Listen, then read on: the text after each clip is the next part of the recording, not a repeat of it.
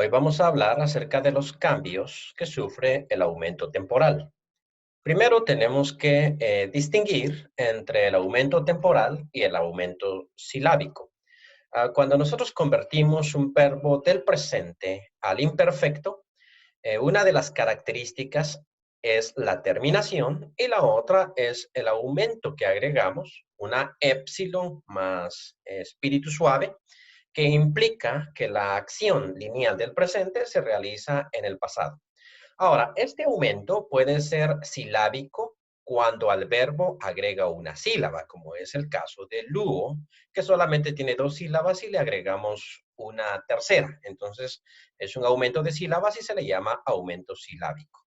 Sin embargo, en otros verbos que empiezan por vocal, no reciben este aumento silábico, sino que simplemente la épsilon se mezcla con la primera vocal que ya tenía el verbo y por lo tanto no hay un aumento de sílaba. A este tipo de aumento entonces se le llama aumento temporal.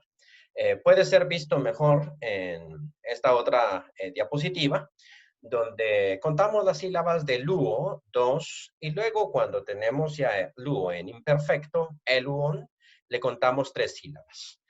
Nota aparte es observar que el acento en los verbos siempre va lo más lejos del final posible. Eso significa se retrotrae. Y por lo tanto lo tenemos sobre el aumento, eluon. Vemos que hay un aumento de sílabas. Esto es fácil. Realmente esto es fácil porque simplemente se le agrega una épsilon y ya. Y ahí anotamos nosotros el sentido del pasado. Este aumento no solamente se da en el imperfecto, también se va a dar en el aoristo y en el pluscuamperfecto. Pero en el imperfecto va a ser aumento, el tema va a ser el del presente y la terminación propia de los verbos históricos. Sin embargo, en el verbo acuo, que ya tiene tres sílabas, notemos que su número de sílabas no cambió, simplemente la épsilon se fusionó con la alfa y se produjo una eta porque se alargó. Lo que vamos a ver a continuación son las reglas que aplican a estos verbos.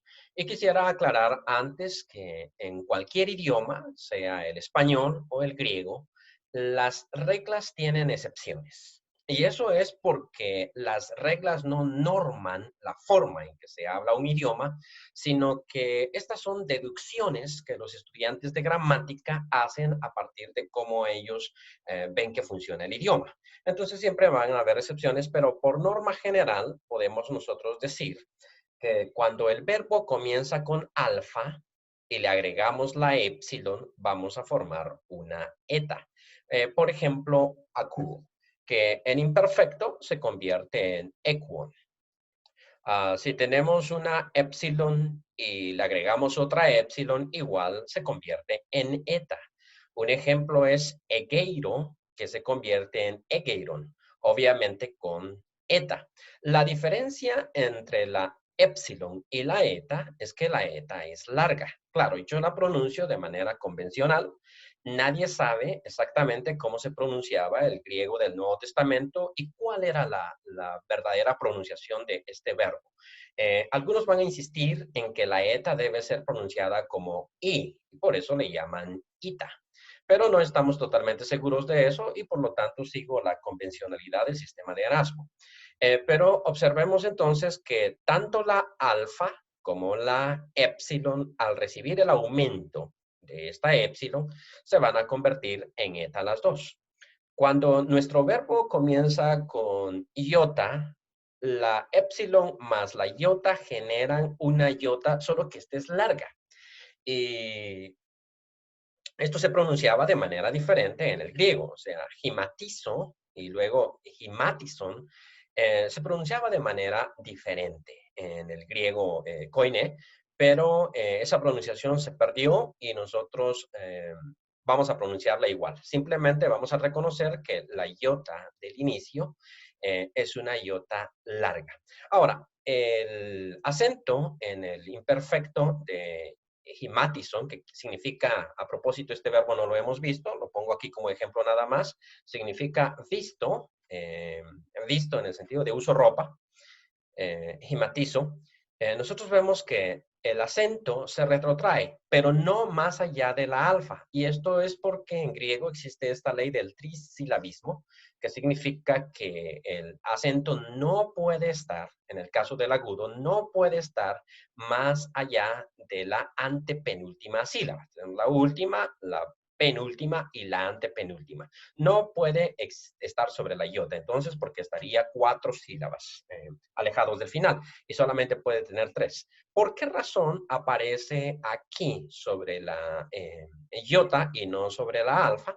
Es sencillo, veíamos que el acento agudo, eso lo veíamos en clases anteriores, no puede estar en la antepenúltima sílaba si la sílaba final es larga. Y en este caso, por causa de la omega, que es una vocal larga, la última sílaba es larga y por eso es que el acento va a permanecer en el presente sobre la iota, o sea, sobre la penúltima sílaba, y en el imperfecto, siendo que termina con omicron, y la omicron es una vocal corta, va a estar en la antepenúltima sílaba.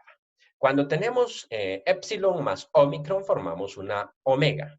Por ejemplo, homologueo, que significa confieso o reconozco, homologueo.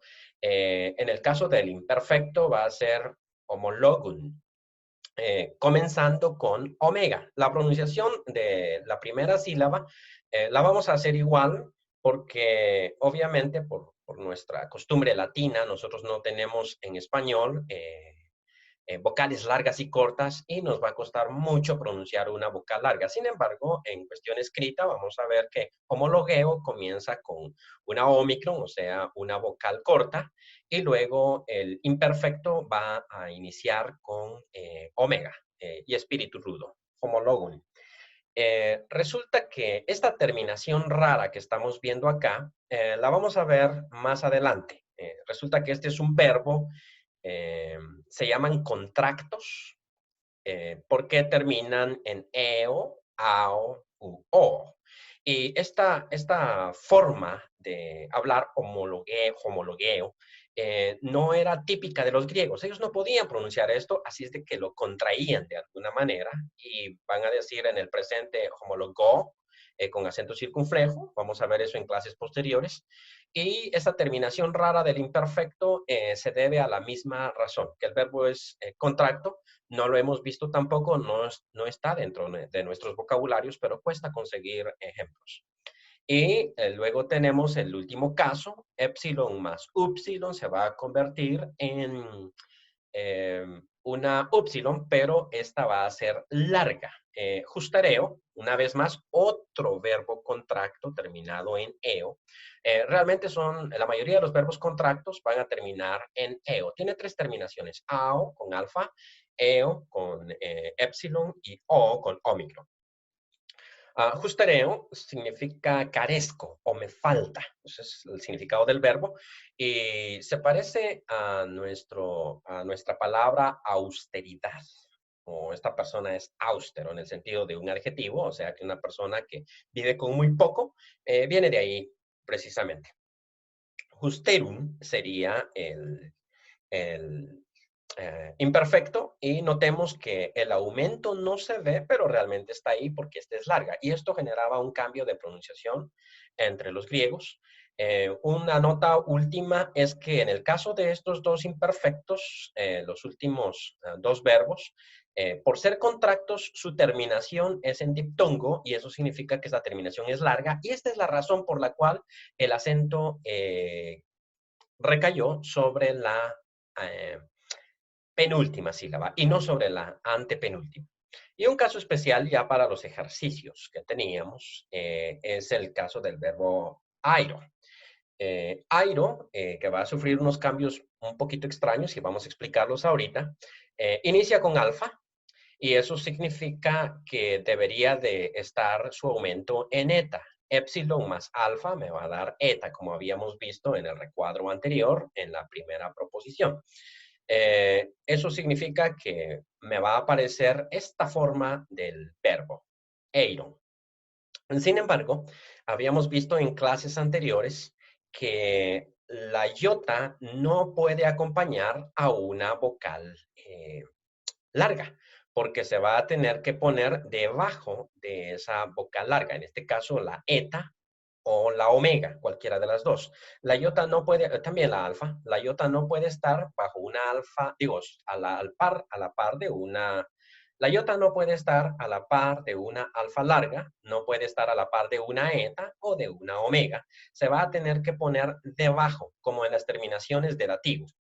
Y a esto se le va a llamar iota suscrita. Entonces, esto tiene que convertirse en esta forma del verbo. Eron.